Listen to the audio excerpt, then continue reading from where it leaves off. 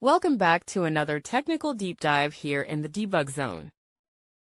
Today, we're tackling a big question and breaking it down with insights from other users.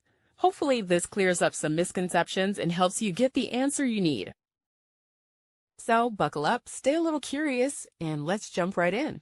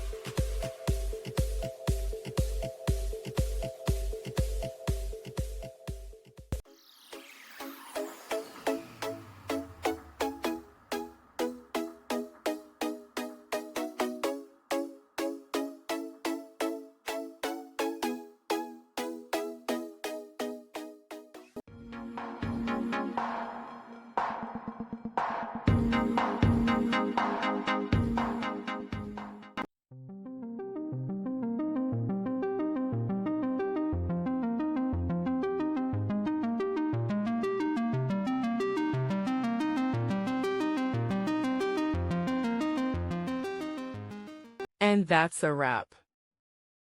I hope you found the answer you were looking for. If you did, take a second to hit that subscribe button. It really helps out.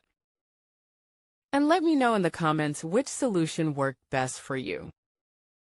See you next time in the debug zone.